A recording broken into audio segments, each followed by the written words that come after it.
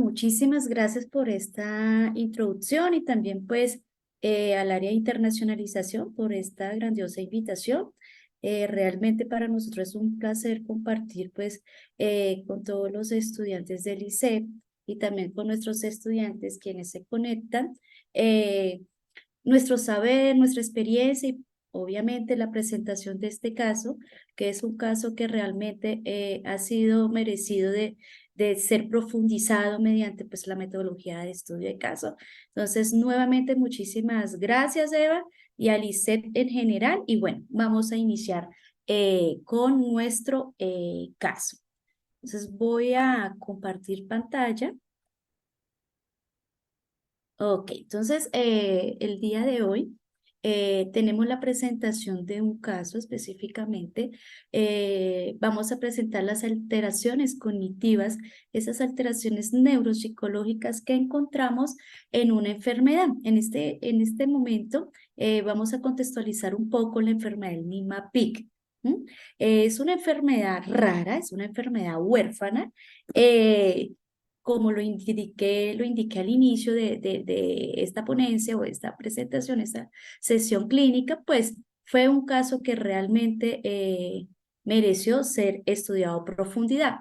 Entonces, durante esta sesión clínica vamos a tener unas palabras claves. Estas palabras claves están relacionadas con la enfermedad de Niemann-Pick, en este caso tipo C. Vamos a hablar de neurogeneración, de pruebas neuropsicológicas, de las baterías, del protocolo que se implementó para la evaluación y la exploración de las funciones cognitivas del caso. Posteriormente también vamos a hablar un poco sobre el deterioro cognitivo, cuál fue el compromiso en estas alteraciones halladas en algunas funciones cognitivas del joven, en este caso es una joven, y de las alteraciones del funcionamiento cognitivo. Entonces, para entrar en materia un poco del caso, es importante conocer qué es la enfermedad de Niemann-Pick tipo C. Les mencionaba que esta es una enfermedad realmente rara, huérfana, hace parte pues de esta denominación, ¿sí? Es una afección neurológica que es potencialmente mortal. Infortunadamente puede ser tan grave que conlleva pues a la mortalidad de la persona que la padece y pertenece a un grupo clínicamente heterogéneo asociado a lipódisis. Recuerde que la lipódisis está relacionada con los lípidos, las grasas, el colesterol. La enfermedad de Niemann-Pick se caracteriza por la existencia de una alteración. Es muy peculiar la dificultad que existe en el transporte celular de los lípidos, lo que esto conlleva a generar una acumulación a un depósito anormal de lípidos en los lisosomas. Esto varía en diversos tejidos. Podemos encontrar esta acumulación de lípidos en tejidos a nivel del sistema nervioso, en las neuronas, pero también en otros órganos del cuerpo como el hígado, en la piel, etcétera. Esta enfermedad ha sido denominada rara. Hemos hablado que es huérfana, es rara y es neurodegenerativa porque tiene una incidencia súper bajita, es una incidencia calculada de presentación de un caso en 150.000 nacimientos. Recordemos que todas las enfermedades que han sido llamadas huérfanas o enfermedades raras son aquellas enfermedades y patologías donde pues realmente la existencia o la identificación de esta ha sido muy, muy baja en comparación a los nacimientos existentes en la población. Este estudio está relacionado realmente a nivel mundial. Asimismo, hay un autor, Patterson, que ha estado dedicado grandemente pues a buscar todo lo referenciado a esta enfermedad huérfana del Niemann-Pick tipo C y logra identificar que es una caracterización por una variedad, una gama de síntomas que va progresivamente generando alteración en la persona que la padece. ¿Cuáles son estos síntomas que van avanzando, que son evolutivos, que son progresivos y que en cierta medida genera una discapacidad para la persona? Están en funciones específicamente a nivel motor. Entonces podemos encontrar personas con una torpeza motora, con un temblor involuntario, con ataxias en la marcha, disartria, disfagia y en general un deterioro cognitivo. Aquí lo menciona como demencia de acuerdo pues a la edad de presentación, pero en el adolescente podemos observar que realmente si es una sintomatología que progresa, que puede llevar a una neurodegeneración, por lo tanto conlleva pues alteraciones de compromiso cognitivo. Dentro de la enfermedad de NIMAPIC, continuar un poco contextualizando, debemos de identificar que esta enfermedad es hereditaria. Tiene un proceso hereditario autosómico recesivo y generalmente ha sido descubierto que está asociado a dos genes. Por lo tanto, estos genes han sido denominados NPC1, que se sitúa en el cromosoma 18, y en el NPC2, que se sitúa en el cromosoma 14.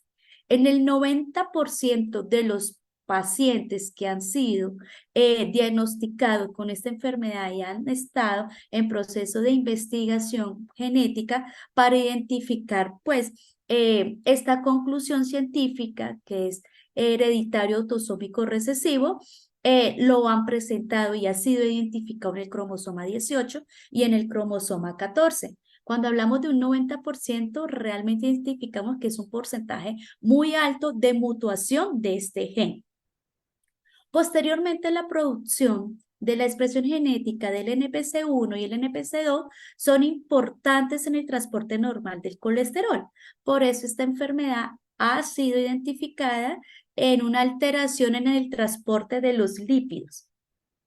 Las mutuaciones de estos genes conllevan a una alteración y esto conduce a que se presente un depósito, un acúmulo, ¿cierto? Anormal de lípidos y de colesterol en los lisosomas. Continuamos un poco hablando y profundizando sobre esta enfermedad huérfana. Durante unos estudios se ha identificado esta acumulación de lípidos a nivel sistémico, pero lo que nos incluye el estudio a nivel de alteraciones neurocognitivas es la acumulación de lípido en las neuronas y en las células neurogliales. Recordemos que las neuronas y estas células neurogliales son células del sistema nervioso importantísimas pues en la comunicación neuronal y también en los procesos de aprendizaje y en las funciones cognitivas. Entonces, al presentar una acumulación de lípido anormal, un depósito irregular de lípidos en la neurona, esto va a conllevar a que se presenten cambios neuropatológicos eh, generando distorsión en las neuronas, algo denominado meganeuritas, que es una distorsión de la forma de la neurona, y dendrigogénesis ectópica, que es el crecimiento considerable de las dendritas ectópicas nuevas, que quiere decir que en la formación del crecimiento de las dendritas también genera una ramificación de dendritas ectópicas.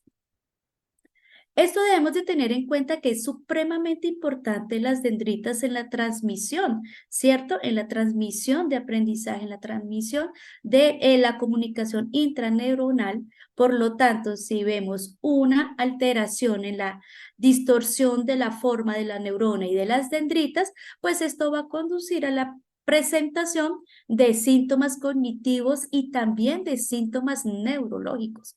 Cuando hablamos neurológico, hemos visto ya con anterioridad que presenta esta enfermedad sintomatología relacionada con ataxia, torpeza y alteración motora. Muchos estudios han identificado realmente que esta enfermedad del NIMAPIC tipo C ha generado también una alteración en la transformación de la proteína. Recordemos que la precursora amiloide, para generar un buen proceso a nivel de funciones cognitivas, se ve alterada, y esto está muy asociado y se ha observado en la enfermedad de la demencia tipo Alzheimer, ¿sí? Que también es una enfermedad neurodegenerativa. Algo muy similar encontraron en la presentación de la enfermedad de Niemann-Pick tipo C. Ahora, posteriormente, realizando unos estudios un poco más profundos, también se encontró que en otras estructuras cerebrales, no solamente a nivel cortical, a nivel de corteza cerebral y corteza cerebral y subcortical, pues también encontraron este tipo de afectación, de anomalías, ¿cierto? En otras estructuras cerebrales, en otras áreas cerebrales, en otras áreas del encéfalo, específicamente relacionadas con las células del cerebelo, como las células de Purkinje, ¿sí? Estudios encontraron atrofia en esta estructura cerebral. Por lo tanto, se ha determinado la asociación de la atrofia a nivel de estructuras de cerebelo con las alteraciones a nivel de componente motor. Como es una enfermedad huérfana, como ha sido denominada una enfermedad de difícil diagnóstico, ¿cierto? Porque la presentación, lo hemos visto, es muy baja, uno en un porcentaje de 150.000 nacimientos a nivel poblacional. Entonces, la única manera de realizar una correcta confirmación de la enfermedad de Niemann-Pick tipo C no está asociada con una evaluación neuropsicológica, clínica, ni con una evaluación psicológica. Incluso la clínica no la permite, tanto de neurología y neuropsicología, pero la confirmación lo permite realizando otros exámenes, pues, más especializados. En este momento, el tamizaje y el examen utilizado para demostrar si efectivamente se está presentando un caso de Niemann-Pick tipo C es la demostración a nivel celular, donde se observa el acúmulo de colesterol libre en los fibroblastos cultivados mediante una técnica. Esta técnica se llama citoquímica con Filipinas.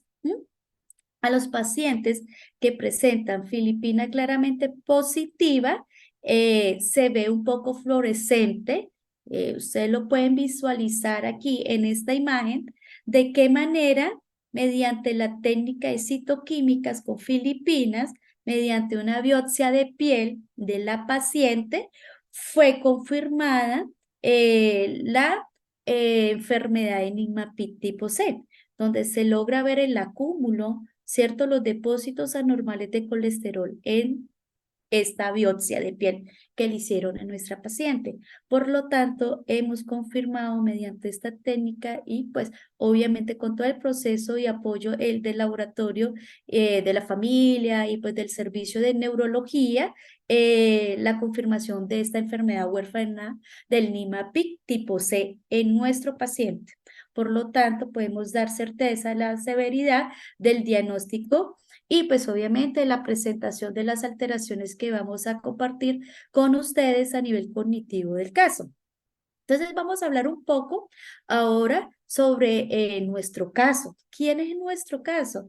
Me permito presentarles una chica muy bonita, femenino de 22 años.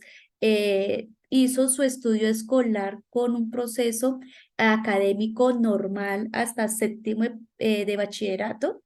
Es diestra, lateralidad manual derecha. Ha sido remitida por el servicio de neurología por la presentación de comportamientos. Estos comportamientos en esta chica inició a partir de los 12 años, es decir, cuando estaba pasando de su etapa infantil a una preadolescencia, adolescencia, donde comenzaron a observar en la chica, pues, cambios comportamentales, se irritaba fácilmente, comenzó a tener dificultades para aprender y posteriormente comenzó a ser evidente alguna manifestación a nivel motora. Sobre la edad de los 12 años, inició un temblor en miembros superiores leve. Vamos a conocer un poco sobre nuestro caso. Debemos de tener presente que en nuestro caso, durante su etapa de desarrollo, a nivel de antecedentes prenatales, perinatales y postnatales, no se encontraron antecedentes muy significativos y lo voy a relacionar el por qué. Nuestra joven fue producto de un segundo embarazo a las 40 semanas, es un embarazo a término. Aparentemente lo que manifiesta en la familia fue un embarazo sin dificultades, sin riesgo de aborto, de pérdida, con controles sanitarios adecuados. Durante el parto fue un parto normal dentro pues, de los antecedentes ya perinatal, es un parto normal, tuvo un peso y una medida dentro de lo esperado. Eh, no reporta a la familia ningún tipo de alteraciones prenatal ni perinatal. Posteriormente, a nivel postnatal, tuvo el primer mes de nacimiento sin ninguna complicación, no tuvo en general ningún apoyo condicionado a oxígeno dependencia, ni hospitalización. Es decir, no tenemos antecedentes. A nivel de desarrollo psicomotor, todo lo relacionado con los hitos del desarrollo. Tenemos una chica que logró un sostén encefálico sobre los 4 meses, una sedestación sobre los 7 meses, logró un gateo a los 9 meses, posteriormente logró caminar independientemente, es decir, tuvo su marcha posterior al año sobre los 13 meses, tuvo un control de esfínter, tanto vesical como anal, sobre los 16 meses y nocturno este control sobre los 2 años. Si logramos observar el caso hasta el momento, el desarrollo de la niña fue oportuno de acuerdo pues a los sitios del desarrollo y lo que nos indica la literatura. Posteriormente se exploró sobre todo el desarrollo a nivel del lenguaje y de la misma manera se encontró que la niña en su momento logró generar un proceso de lenguaje acorde, es decir, que sobre el año comenzó pues a mencionar sus primeras palabras. Posteriormente elaboró frases, logrando tener una comunicación sin dificultad con sus padres, hermanos y demás familiares. Ahora nos vamos un poco para analizar y explorar todo lo asociado con la historia escolar. Tenemos una chica que inició su proceso escolar con una adaptación adecuada, no presentó dificultades de ansiedad de separación, lograba compartir con su grupo par sin dificultades, adquiría los conceptos académicos de la mejor manera, sin necesidad de estimulación y de refuerzo extracurricular, ¿sí? Incluso estas habilidades académicas como la lectura, la escritura, y el lógico matemático básico lo adquirió sin problema. Entonces, podemos identificar que el presente caso no tiene la presentación de ningún antecedente significativo que sea de alarma, que nos indique que posiblemente esté asociado a un componente de neurodesarrollo. Pero hablemos un poco entonces de la presentación, cómo fue el inicio y el curso de los síntomas. Entonces aquí en este slide ustedes pueden observar un poco de manera cronológica, ¿cierto? Cómo comenzó la presentación de los síntomas en la niña. Inició estos primeros síntomas sobre la edad de 12 años, donde fue evidente las primeras alteraciones motoras. Cuando hablamos de esas primeras alteraciones motoras, estaban relacionadas netamente con un temblor involuntario en miembros superiores, en este caso a nivel de manos.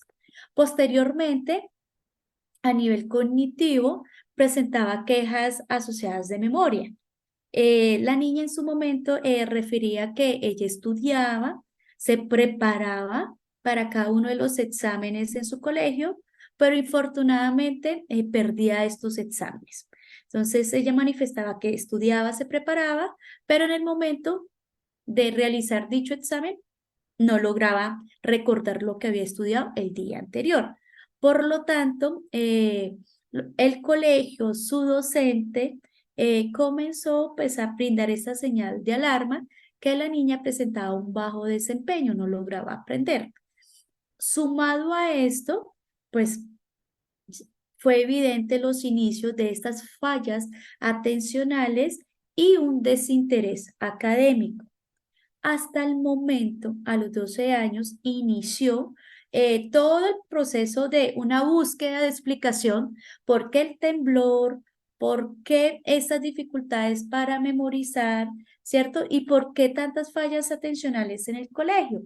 Por lo tanto, se inició un proceso de exploración por el servicio de neurología, donde se encontró pues diferentes diagnósticos. Claramente esos diagnósticos estaban asociados pues a la sintomatología del momento. A los 13 años, es decir, un año después, los movimientos anormales que comenzaron en manos, estos fueron un poco más fuertes, más consistentes, más notorios a la observación de terceros y estos se iban generalizando. Ya no solamente eran observados en las manos, en miembro superior de la niña, sino se generalizó al miembro inferior, es decir, esos movimientos anormales comenzó a observarse durante el reposo de la niña en sus piernas. Adicional a esto, pues ya sumó cambios comportamentales, es decir, que la niña se encontraba aislada, irritable, continuaba las fallas a nivel de procesamiento atencional y en ocasiones llegaba a una labilidad emocional, es decir, presentaba un llanto fácil ante situaciones pues que no lo argumentaran. Posteriormente, a los 14 años, aquí poco a poco vamos viendo la evolución, ¿cierto? Y el curso de los síntomas de la enfermedad de Niemann-Pick en el caso. Sobre los 14 años, el episodio convulsivo fue presentado en su casa, donde fue muy alarmante, tuvo pérdida de la conciencia, hipertonicidad generalizada a nivel corporal, presentó versión de mirada hacia atrás, rigidez en mandíbula, pero sin cialorrea y relajación de esfínter. Este único episodio convulsivo, porque recuerde que no tenemos antecedentes médicos personales en la niña, fue un único episodio convulsivo, duró alrededor de 5 minutos. Posteriormente a esta crisis, a este episodio convulsivo, pues la niña despertó, en este caso ya la adolescente, un poco desorientada y con somnolencia durante las 2 horas posteriormente. Yo quiero hacer aquí una pausa para que todas las personas que están viendo pues el presente caso logren ir conmigo en la presentación y el curso de los síntomas. Debemos tener presente que inició sobre los 12 años con un temblor motor en las manos y dificultades para seguir el hilo de las clases y bajo el desempeño académico, cuando antes tenía un buen proceso académico. Posteriormente, a los 13 años, fue un poco más evidente estas anormalidades a nivel de alteración de del área motora, motor grueso, ¿cierto? Y estos cambios de comportamiento. Hasta aquí, los diagnósticos estaban asociados a trastornos del aprendizaje. Trastornos del aprendizaje, posiblemente también estaban asociados, pues, dando explicación al cambio hormonal y lo que podemos saber sobre estos cambios también cognitivos del cerebro adolescente. Entonces, daban también respuesta a que ese cambio de comportamiento, ese cambio a nivel social y de la habilidad emocional estaba siendo pues argumentado por la adolescencia. Sin embargo, lo que realmente llamó la atención fue todo lo asociado al temblor, a la alteración en el componente motor y finalmente, pues al episodio, a la crisis de convulsión que presentó la chica. Después de esta crisis, de este episodio convulsivo, los síntomas comenzaron a ser un poco eh, más fuertes, es decir, su curso y su evolución fue un poco más agresiva, la presentación fue deteriorando, fue alterando un poco más todo lo asociado al componente motor, que fue lo que realmente llamó la atención en la familia y pues comenzaron en la búsqueda de apoyo y de un diagnóstico en ella. A partir de este movimiento motor en miembro superior e inferior, pues también se encontró que se inició la presentación de la hipertonicidad, es decir, que aumentó el tono muscular de la niña, había una rigidez en parte de sus músculos, a nivel de expresión comunicativa comenzó a presentar disartria, es decir, alteración en la articulación de algunos fonemas y los movimientos finos también comenzaron a presentar aún más esa dificultad, es decir, con dificultad realmente lograba realizar la pinza para agarrar el lápiz, para escribir su nombre, etcétera, etcétera. Por lo tanto, sobre la edad de los 14 años, la niña fue retirada de un contexto escolar por todas las dificultades a nivel de deterioro, a nivel motor, a nivel de comunicación y de funciones cognitivas como memoria y atención, que era lo que identificaban. Tuvo un receso de 2 años mientras hacían todo lo referente al chequeo médico. Posteriormente, la niña inició o la adolescente continuó estos estudios hasta lograr su bachillerato en la categoría pues de clasificación educativa aquí en Colombia, pero este título fue otorgado obviamente con un proceso de inclusión y de apoyo académico que le realizaron al adolescente en su momento.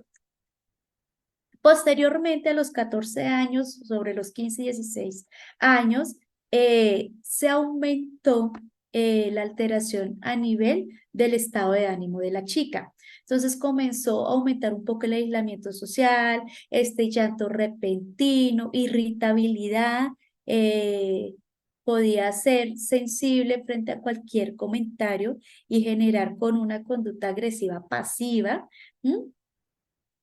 Se limitaba mucho en relacionarse con otras personas, con sus compañeros de trabajo y disminuyó totalmente su interés para realizar actividades que antes le placía, que antes se interesaba por disfrutarlas y realizarlas.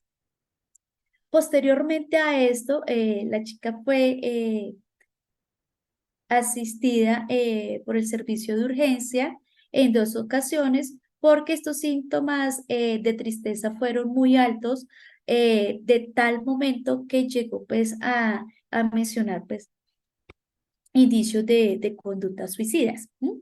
Entonces, mira, podemos analizar todos cómo ha sido el inicio del curso de los síntomas, cómo inició con una dificultad, una alteración de anomalías a nivel de temblor en manos, pero finalmente comenzó a comprometer muchas funciones cognitivas, no solo lo motor, a nivel de motricidad gruesa, motricidad fina, procesos de memoria, procesos de atención, la hipertonicidad, la disartria a nivel del lenguaje, sino el componente y la esfera emocional. Entonces, en nuestro caso, una vez ya confirmado el diagnóstico y realizado pues el interés, nos propusimos realizar este estudio, que fue realmente magnífico, y nuestro objetivo general fue identificar y describir las alteraciones cognitivas que presentaba nuestra paciente de sexo femenino de 22 años con un diagnóstico confirmado de la enfermedad de Enigma-Pitt tipo C en presentación juvenil. Dentro de los objetivos específicos que tenemos o que me propuse en su momento fue evaluar, obviamente, para poder identificar y describir estas alteraciones, evaluar cada una de las funciones cognitivas en nuestra paciente de 22 años y posteriormente describir, no solamente era evaluar, sino describir el perfil neuropsicológico. ¿Cuáles eran las fortalezas que obteníamos de la paciente a nivel de su funcionamiento cognitivo y cuál eran, ¿sí? Esas funciones cognitivas que encontramos que estaban siendo comprometidas por la enfermedad, en nuestro caso. Para ello utilizamos una metodología. Recordemos, estudio de caso. Esta metodología ha sido muy utilizada en todas las disciplinas, un poco más pues en el campo de la medicina, en el campo de la salud, pero también en el derecho, en la economía, en la sociología, ¿cierto? Incluso es en la comunicación social, porque el estudio de caso nos permite profundizar y podemos asociar dos métodos, todo lo cualitativo y también paralelamente datos cuantitativos. Entonces, de acuerdo a Bell, utilizamos esta metodología que nos permitía brindar una oportunidad para explorar, profundizar el problema, ¿cierto? Que en este caso habíamos identificado y era el deterioro o el compromiso de estas funciones cognitivas en la chica y posteriormente la identificación, ¿cierto? De un estudio de un adolescente cuyo diagnóstico médico había sido la enfermedad del Nima-Pitt, que es una enfermedad realmente rara, una enfermedad huérfana. Yo soy sincera con todos ustedes, posteriormente a este estudio, yo sentí un gran interés en seguir investigando a nivel nacional. Posiblemente en otra oportunidad tendremos el espacio de compartirlo con ustedes y es buscar esa presentación de Nima-Pitt a nivel nacional. Y ese estudio lo hicimos hace alrededor de unos 3 añitos y logramos identificar alrededor de 12 casos, nada, en todo Colombia, cuando tenemos un amplio número poblacional en nuestro país. Por eso este caso pues nos requirió pues este énfasis en explorar algo tan novedoso, ¿cierto? Porque nunca lo habíamos visto pues en la consulta del servicio de neuropsicología del hospital donde encontramos el caso.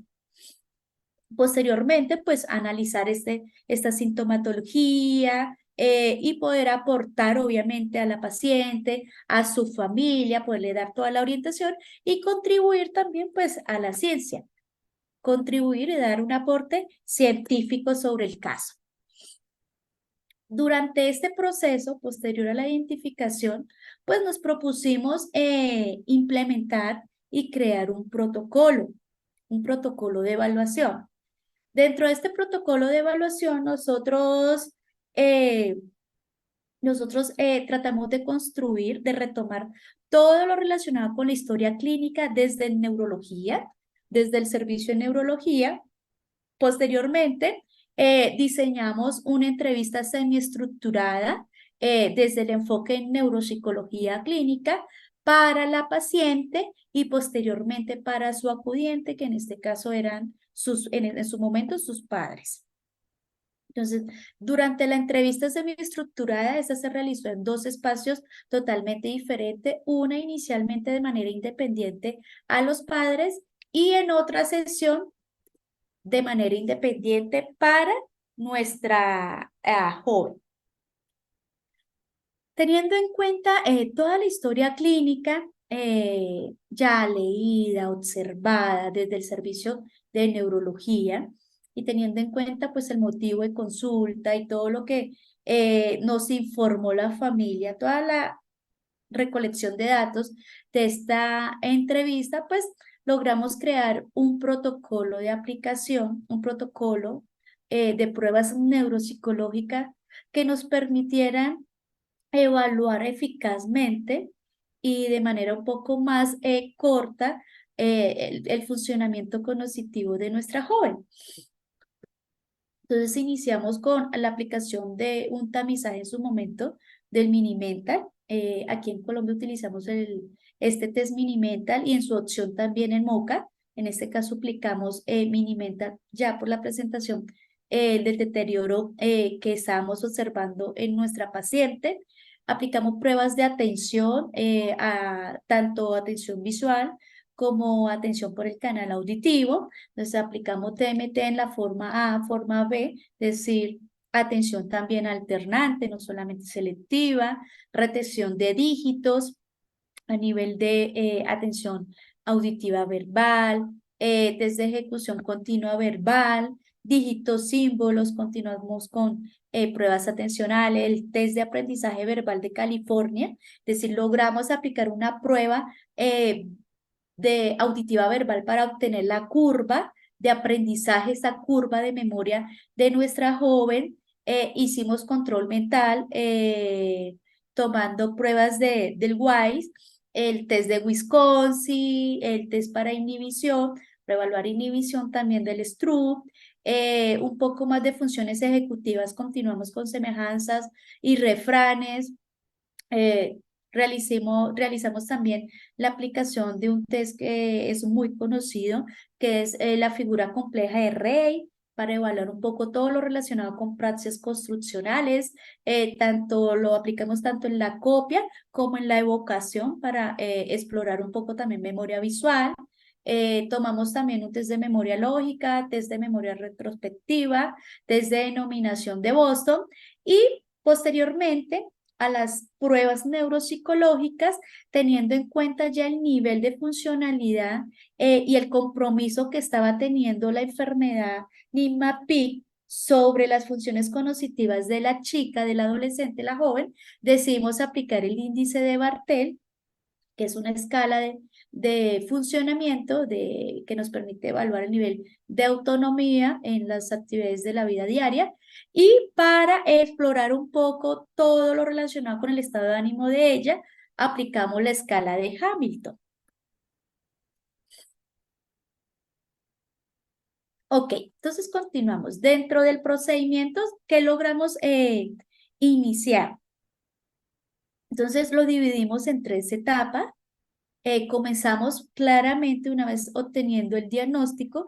Yo quiero hacer aquí un paréntesis para todos y es que inicialmente cuando llegó la paciente que ya hemos visto que desde los 12 años ha tenido varios diagnósticos, trastornos del aprendizaje, déficit de atención, este estado emocional que llevó a ser atendida por urgencia por conductas suicidas. Posteriormente, ya al ser tan evidente, la ataxia de la marcha, el temblor motor, estaba siendo también asociada a una corea de Huntington.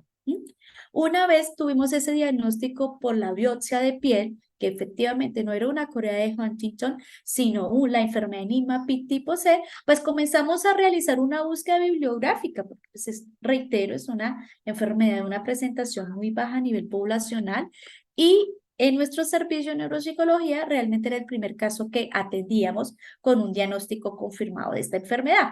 Entonces comenzamos a realizar toda la búsqueda de literatura bibliográfica, ¿cierto? Que de estos estudios en esta enfermedad.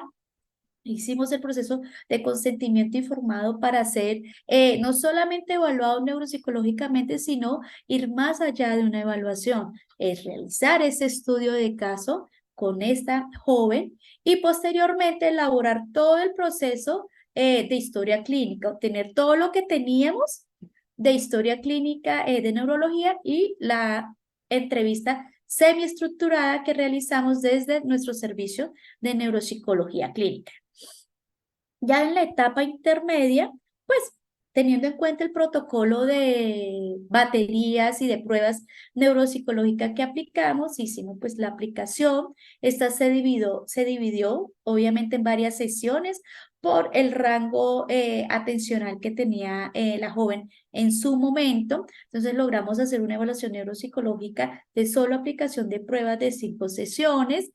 Posteriormente a ello, pues recopilamos información de pruebas, de exámenes paraclínicos, la biopsia de piel confirmada, del diagnóstico y unas neuroimágenes. Las neuroimágenes también nos permitían brindar una correlación sobre la clínica que estábamos observando en nuestra joven. Y finalmente esta etapa del análisis de resultados, donde hicimos la evaluación, la calificación de prueba, la baremación, el análisis y pues la emisión de un informe, y esto fue socializado a la familia. Todo este estudio de caso pues presenta un consentimiento informado y está claramente radicado frente a la estructura de las condiciones éticas del Colegio Colombiano de Psicólogos. Entregamos un resultado y una orientación por genética a la familia y también psicoeducación. Entonces vamos a hablar un poco sobre qué encontramos dentro de esas neuroimágenes en nuestra joven. Esta es una imagen real del caso, una resonancia magnética cerebral, donde podemos observar aquí esas dilataciones tan amplias que existe a nivel de la corteza cerebral. Incluso si logramos aquí, estoy señalando en el cerebelo, también se alcanza a observar esas dilataciones en la estructura cerebral. Esto es lo que nos permite correlacionar la clínica, lo que observamos a nivel conductual en nuestra paciente, a nivel del desempeño en las pruebas cognitivas, con lo que está sucediendo a nivel cerebral mediante la neuroimagen. En esta segunda imagen, en un corte ya coronario, se logra observar estas dilataciones a nivel de corteza. Es decir, que se encontró una atrofia cortical a nivel de corteza y también, si logra ver en estructuras más internas, logramos ver también una atrofia subcortical. Entonces, claramente podemos observar esta correlación entre la clínica, la observación, el desempeño de pruebas neuropsicológicas con estas estructuras cerebrales. Vamos a conocer un poco sobre esos resultados. Esos resultados de las pruebas. Entonces, ustedes logran aquí en mi slide observar un poco cómo fue su desempeño. Realmente, reitero, logramos ganar proceso de empatía, generar rapport con la chica, con su familia. Hicimos sesiones de evaluación un poco cortas para no generar fatiga mental en esta joven y pues presentar un buen proceso de desempeño en pruebas. Sin embargo, en el momento de tratar de controlar todo este tipo de variables, pues vemos que efectivamente en nuestra joven sí se observó un compromiso muy general en las diferentes funciones cognitivas evaluadas. Entonces, ustedes logran observar aquí, el Mini-Mental obtuvo una puntuación de 27/30, donde su punto de corte es 28, es decir, presentaba pues ya un deterioro a nivel de rastreo mental. En escala del trastorno de la memoria, es decir, las quejas que presentaba la familia versus las quejas que presentaba la paciente. Claramente vemos que la familia identifica un alto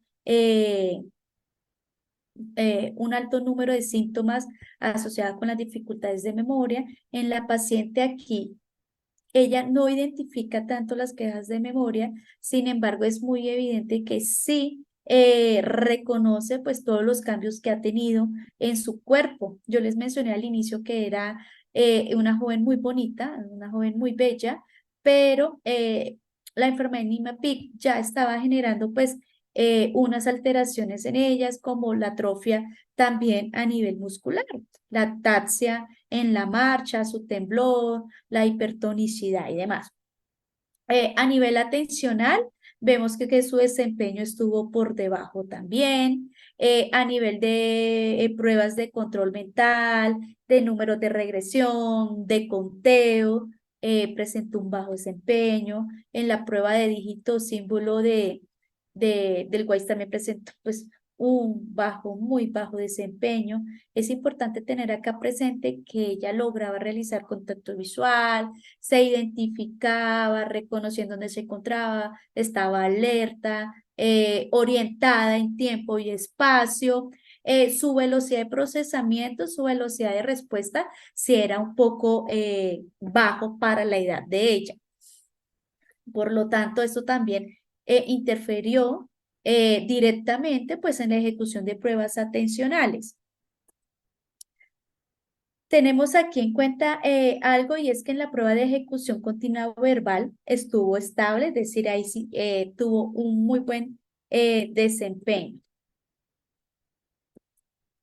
A nivel de lenguaje es una chica que presentó en su momento disartria y fallas articulatorias en su comunicación. Sin embargo, lograba hacer entendible su lenguaje. Es decir, nos podíamos comunicar sin dificultad a pesar de su disartria y su velocidad de procesamiento. Su lenguaje era muy lento, propio de la disartria también. Eh, Sin embargo, vemos otros aspectos como en la fluidez verbal, bajo desempeño, no solamente a nivel semántico, en la fluidez verbal de animales, de frutas, incluso hasta la denominación de Boston, que presentó bajo desempeño, también en la fonológica, es decir, que todo lo relacionado con lenguaje expresivo se encuentra conservado la comprensión de instrucciones sencillas, esta comunicación del lenguaje expresivo, pese a la disartria, pero su fluidez sí está altamente disminuida o comprometida. Dentro de los procesos de memoria, tratamos de evaluar. Obviamente debemos de tener en cuenta que uno de los motivos que presentaba en su infancia era olvidaba todo lo que estudiaba para mis exámenes en el colegio y pues preguntaba muy comúnmente que se le olvidaba o no me acuerdo. Entonces realizamos una curva de memoria, este test de aprendizaje auditivo verbal, es el test de California. Quiero que ustedes tengan aquí una especial atención. En en este slide donde retención inmediata tuvo 6, aunque se esperaba 11, es decir, casi que el 50% de lo esperado. Y finalmente, el número de presentación de fenómenos patológicos, o sea, era muy alto. En su momento presentó tantas intrusiones que esto generaba un fenómeno patológico supremamente significativo y pues esto impedía que se generara en su momento pues un adecuado proceso de huella de memoria.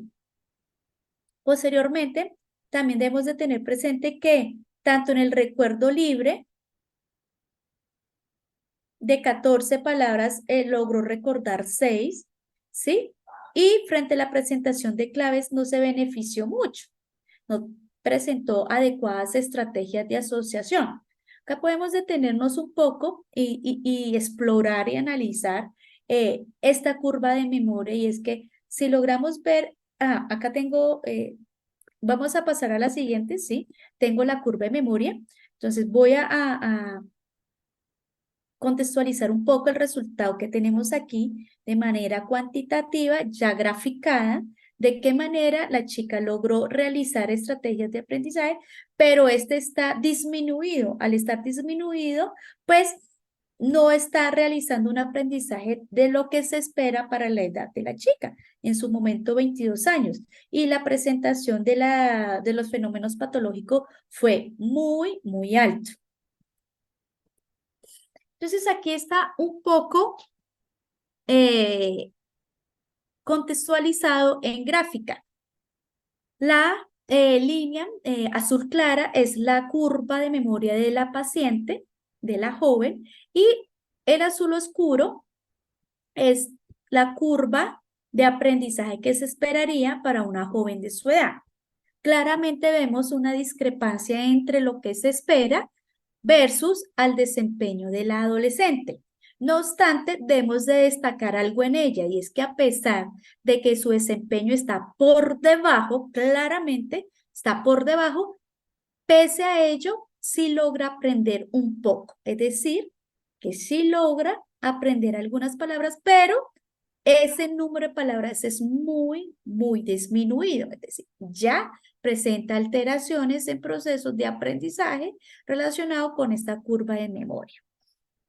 Y si vamos a identificar posteriormente el recuerdo a largo plazo libre, pues la chica logra aprender 12 palabras. Es decir, que sí se beneficia de la repetición para aprender. No obstante, en el momento de la interferencia, se logra explorar que la chica pierde bastante información que había aprendido. Entonces, realmente lo que podemos identificar acá es que la chica puede presentar en cierta medida un poco de fortaleza en la codificación de la etapa de la memoria. No obstante, presenta un alto compromiso en estas estrategias de evocar información. Adicional a la curva de memoria, también logramos evaluar memoria visual mediante la figura de Rey. Aquí podemos también observar que lastimosamente nuestra joven solo logró evocar 3 elementos de 36 que tiene la figura. En este caso el punto de corte sería 22. ¿Mm? Y así sucesivamente logramos explorar y evaluar que a nivel de memoria lógica también se logró explorar obteniendo un resultado por debajo. Acá clínicamente el resultado, la observación clínica de la paciente y demás nos está permitiendo correlacionar y analizar que existe un compromiso en todos los procesos de memoria, tanto a nivel verbal como a nivel visual. Aquí continuamos la exploración de otras funciones cognitivas. En este momento aquí ustedes logran visualizar lo que estoy presentando a nivel de la figura Rey, donde su copia, aquí no es evocación, no es memoria, es la copia, es decir, que la chica debe de reproducir, copiar una figura cuando yo se la estoy mostrando paralelamente. Ahí su desempeño estuvo por debajo. Ya en el siguiente slide les voy a presentar esta figura, de hecho se la voy a presentar de una vez y ya regreso. Esta es la presentación de la figura compleja de Rey. Para los que la conocen, pues claramente es una figura más elaborada, compleja, con varios elementos gráficos. Y aquí pues observamos que la chica realiza un intento de esta copia sin una adecuada representación a nivel de construcción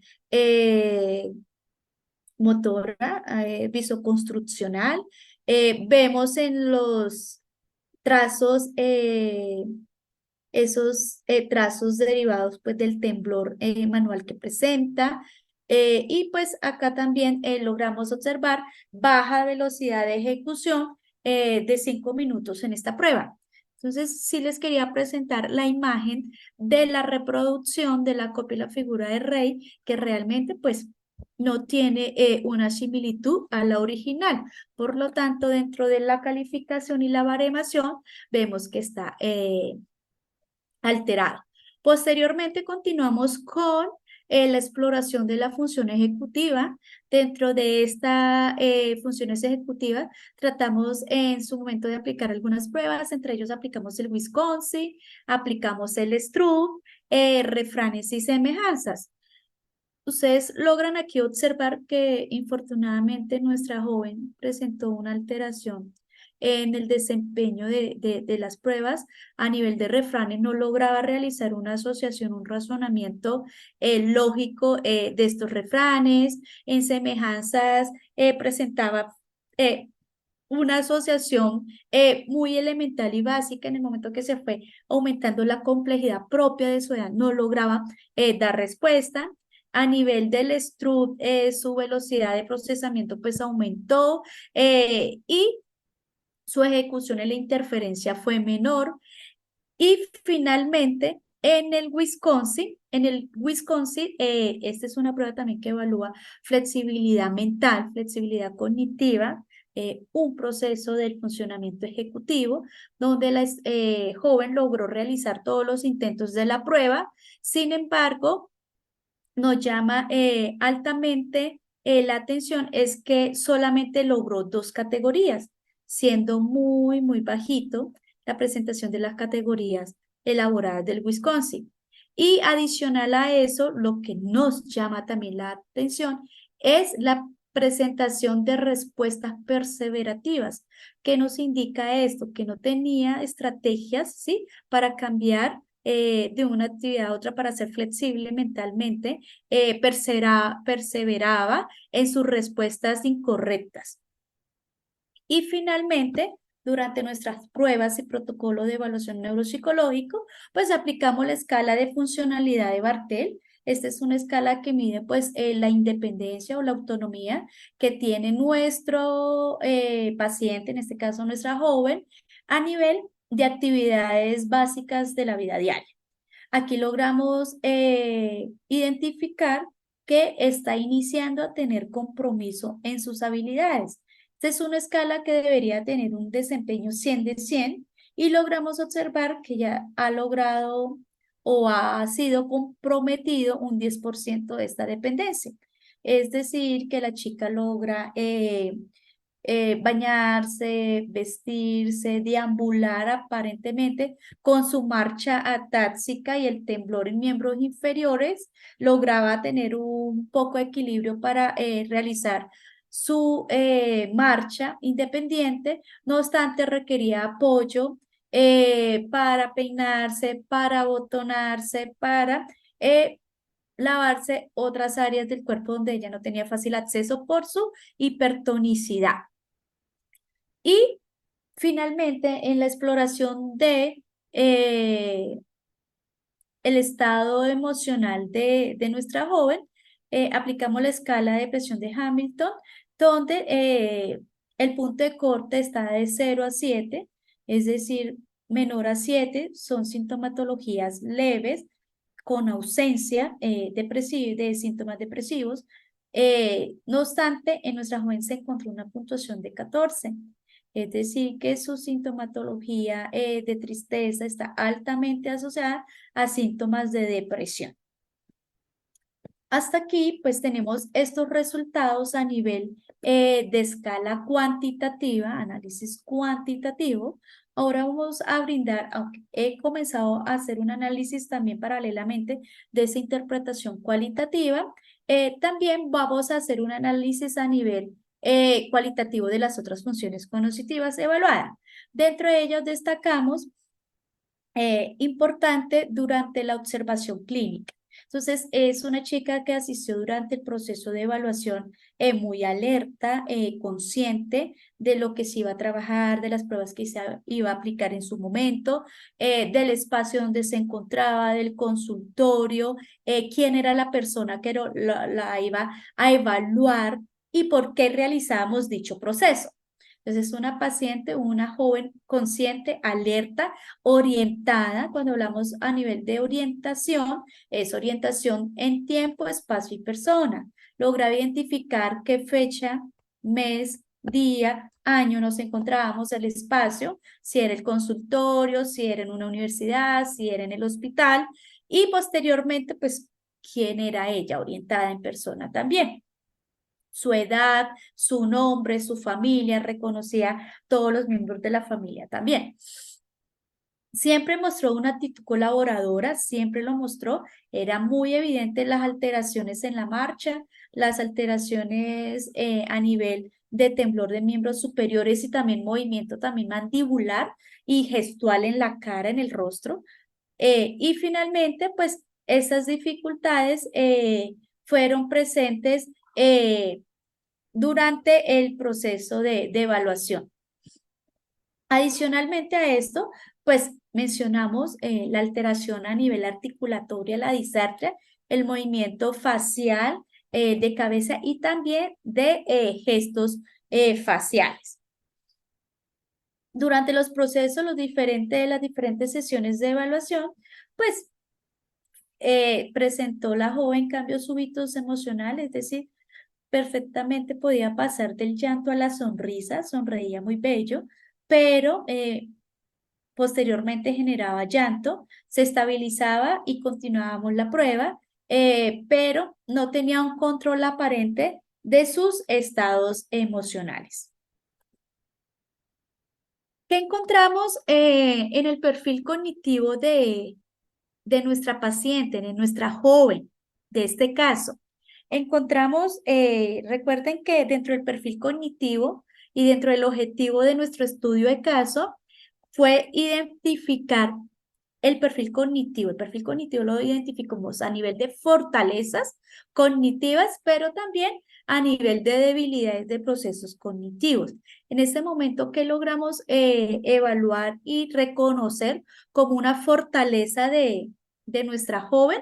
Su proceso de orientación está conservado, estable, su lenguaje comunicativo, a pesar de presentar la disartria, presenta una coherencia en la conversación, logra un curso, un contenido comunicativo adecuado, acertado, hace contacto visual, atención focalizada, se lograba rastrear y se conservaba también habilidades académicas. Específicamente las que se conservaban era la lectura, la escritura y algunos procesos lógico-matemáticos.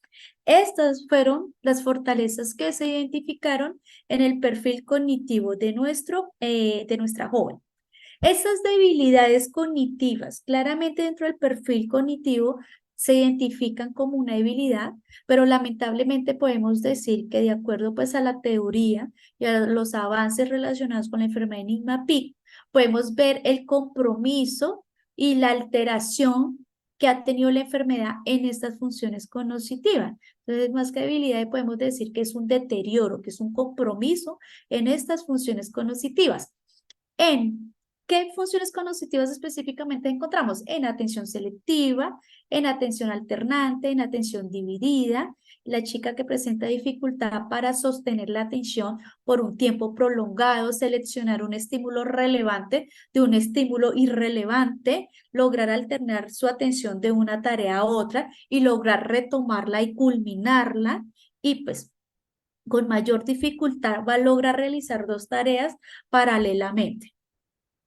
Adicionalmente, logramos observar también durante el estudio de caso que la enfermedad de NIMAPID ha tenido también en nuestra joven pues un compromiso, una alteración, un deterioro en procesos de memoria.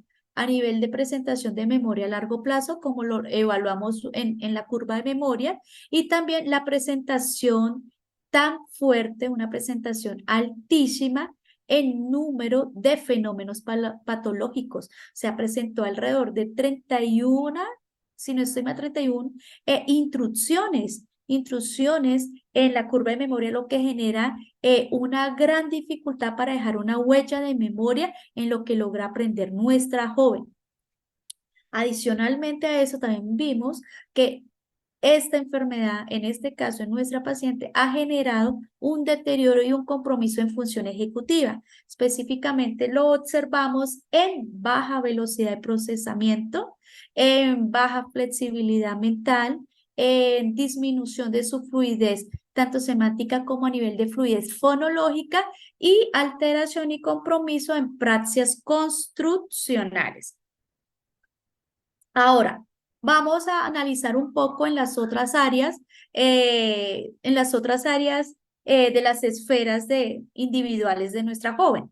A nivel de autonomía, logra realizar algunas actividades instrumentales como desplazarse hacia un lugar, un supermercado y comprar algo en la tienda, ¿sí? Sin embargo, pues ya comienza a presentar alteraciones en otras habilidades instrumentales, como la orientación y poder movilizarse con un medio de transporte público, la utilización en su momento de un celular, manipulación de elementos electrónicos y a nivel de habilidades básicas, actividades básicas de la vida diaria, como el apoyo en abotonarse y en bañarse la espalda, el cabello, por su hipertonicidad, no se lo permitía.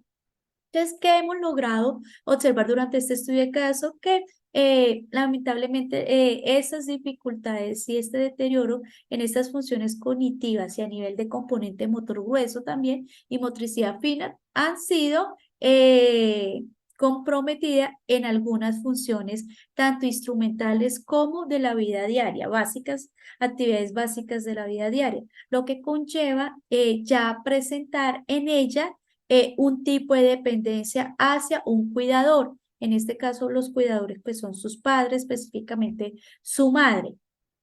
A nivel emocional socioafectivo, se encontró una labilidad emocional muy marcada, irritabilidad y este aislamiento social. Debemos de tener en cuenta que según la escala de Hamilton, y obviamente el inicio del curso de la evolución de la enfermedad a nivel de la esfera emocional, también nos lleva a pensar de una posible presentación depresiva en nuestra joven. De esta manera, concluimos el perfil neuropsicológico, las alteraciones cognitivas que fueron observados en nuestra paciente, en el caso confirmado de la enfermedad enigma-PIC tipo C. Reitero, pues estas son las alteraciones cognitivas que se hallaron. A pesar de ser una chica de 22 años, lo que se logra observar es que el curso de la enfermedad va altamente pues involucionando, va siendo progresiva, lo que va generando un deterioro y un compromiso sustancialmente en esas funciones cognitivas a pesar del paso del tiempo. Recordemos que la sintomatología inició a los 12 años, actualmente en el momento de la evaluación tenía 22 años, es decir, que ya llevaba un curso de enfermedad, ¿cierto? De 10 años, por lo tanto ya era evidente el progreso y la evolución del NIMA-PIC en nuestra joven. No obstante, durante ya la evaluación neuropsicológica, las recomendaciones y pues la confirmación del diagnóstico, esto permitió que en la paciente pues iniciara un tratamiento adecuado para frenar el curso de la enfermedad, mantener esas habilidades cognitivas que están estables, que las identificamos como fortaleza, y detener un poco este curso de la enfermedad para que pues tuviera más involución en ella. Este es un tratamiento en Colombia identificado como un tratamiento de alto costo, lo que ha requerido pues generar un proceso de acompañamiento continuo en la herencia a nivel de tratamiento farmacológico y también acompañamiento familiar por medicina genética y psicoeducación, porque recordemos que esta enfermedad pues es hereditaria, puede ser hereditada por el gen recesivo. Y pues aquí tenemos algunas de las referencias bibliográficas que tomamos, que nos permitió pues tener un poco más de argumento referente a la enfermedad de Enigma-PIC y también a todos los procesos neuropsicológicos explorados y evaluados en el caso. Tenemos el espacio para preguntas. Muchísimas gracias. En el momento no logro observar preguntas en el chat. No sé si ustedes tienen preguntas, pues los invito a que puedan eh, escribirlas en el chat. Tenemos una manito levantada, Sara Muñoz. Ok, Sí, Sara. hola. Bueno, yo he seguido atentamente La enfermedad, la verdad desconocía el diagnóstico. He podido informarme un poco antes de la sesión y yo quería ver, porque tengo un trabajo sobre el tema del Alzheimer, como he visto que también como diagnóstico diferencial también se puede hacer.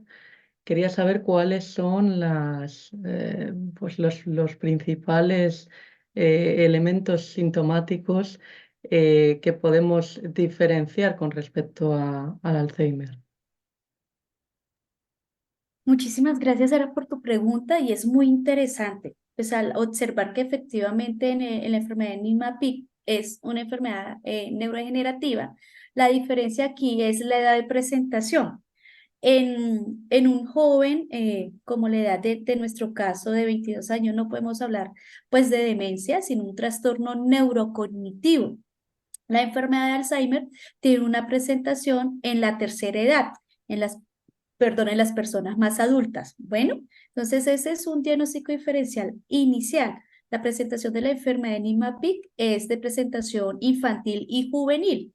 Y en el caso de la enfermedad de Alzheimer, su presentación es en la tercera edad.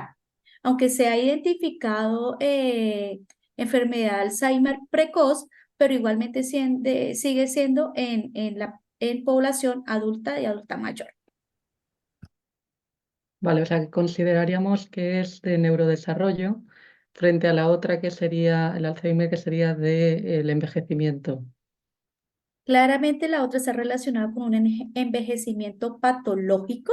En Ujú. esta no está identificada como un neurodesarrollo porque logramos ver claramente que el desarrollo de la paciente, en este caso, en nuestro caso, no tuvo ninguna alteración en neurodesarrollo. Sin embargo, la toxicidad de lípidos es lo que genera pues el daño neuronal, por lo que conlleva a una muerte, ¿sí? Y deterioro de estas funciones cognitivas. Entonces ahí lo hemos denominado, según el DSM-5, como un trastorno neurocognitivo mayor.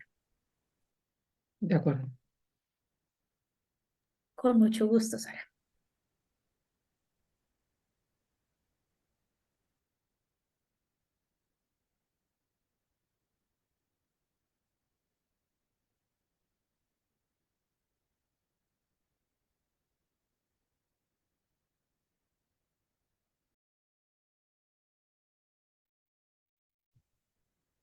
Bueno, creo que no tenemos más preguntas. Vamos a chequear aquí en el chat. Bueno, no observo más preguntas. Reitero nuevamente, para mí fue un placer compartir con ustedes este caso supremamente interesante. Recuerden que represento el Politécnico Gran Colombiano. Les hablo desde Bogotá, Colombia. Eh, Gracias por estar presente en este intercambio de saberes a nivel del área de internacionalización y les deseo que pasen, bueno, para ustedes una buena noche. Nosotros aquí en Colombia seguimos con una buena tarde. Que tengan buena noche, que estén bien. Bueno, acá hay una pregunta antes de cerrar. ¿Cuál fue el mayor reto para realizar la investigación? Bueno, el mayor reto como tal es tener la certeza del caso. Y esto fue confirmado mediante la biopsia de piel. Y yo soy sincera con todos ustedes, realmente, pues inicialmente indican que era una corea de Huntington por los movimientos y las alteraciones motoras. Sin embargo, aquí en Colombia, los laboratorios farmacéuticos tratan de rastrear esas enfermedades huérfanas y bajo el apoyo de ellos fue que logramos pues tener claridad del diagnóstico. Entonces, efectivamente, primero fue tener el diagnóstico confirmado sobre la enfermedad y posteriormente sí, todo el interés en buscar la literatura relacionada con la enfermedad de NIMAPIC. En su momento era muy poca. Reitero, ya últimamente hemos hecho otros estudios asociados a esta enfermedad huérfana, pero aquí en Colombia hasta hace 3 años identificamos solamente 12 casos. Entonces eso nos permite pues continuar realizando la búsqueda de aporte científico que entreguen otros autores. Dice, ¿cuál es el pronóstico para los pacientes que tienen este diagnóstico, Ana? Bueno, el pronóstico realmente es reservado. Si logramos ver la evolución de la enfermedad en nuestro caso, eh, va a generar un deterioro. Aquí lo importante es la dieta baja en lípidos y el tratamiento farmacéutico, farmacológico que manejen para detener un poco el curso de esa enfermedad. Eh, Adriana dice, no conocía de este trastorno, fue muy interesante, gracias. Y nos da nueva premisa. Ok, Adriana, muchas gracias. Y bueno, Megan Rosales dice, en los otros casos que se vieron en Colombia, además del caso que hemos visto en esta sesión, ¿cómo se diferenciaban o eran todos similares? ¿Mostraron perfiles cognitivos similares? Bueno, Megan, pues aquí en Colombia los otros casos, reitero, esta es otra presentación de este estudio, pero en general, para brindar respuesta para ti, logramos identificar este caso nuevamente en población infantil y juvenil. Y existe una gama de presentación en alteraciones. Primero, teniendo en cuenta la pronta asertividad en el diagnóstico. Cuando no se logra un diagnóstico oportuno, pues la enfermedad avanza, progresa y compromete funciones cognitivas. Pero cuando vimos pacientes que su diagnóstico fue pronto, lograron estabilizar el curso de la enfermedad en su momento y no estaba tan alterada las funciones cognitivas como en el caso de este estudio de caso que presentamos hoy. Entonces, sí vimos una diversidad en el tiempo de diagnóstico, en la prontitud y en el tiempo oportuno de iniciar el tratamiento farmacológico. Esa fue una diferencia importante en el curso y las alteraciones de cada uno de estos pacientes.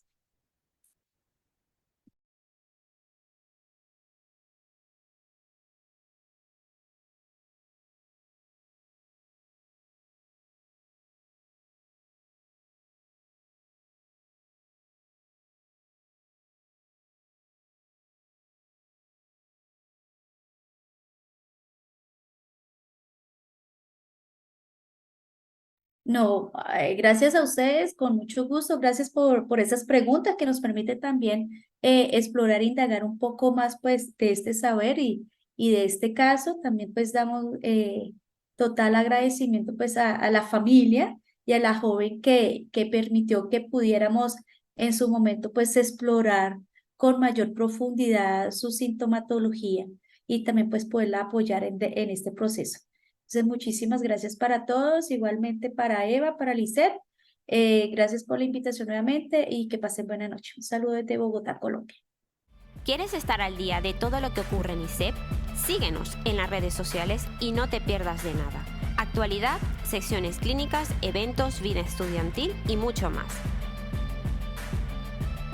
Podrás encontrarnos en Facebook, Twitter, LinkedIn, Instagram y YouTube. Conviértete en el protagonista de nuestros perfiles sociales. Cuéntanos cómo está siendo tu experiencia en ISEP. Muéstranos tu día a día, comparte las fotos de tus mejores momentos y recuerda de etiquetarnos o de usar el hashtag experienciaISEP. Así podemos compartir el contenido con el resto. ISEP, un lugar donde las grandes cosas pasan. Con ISEP siempre sumas.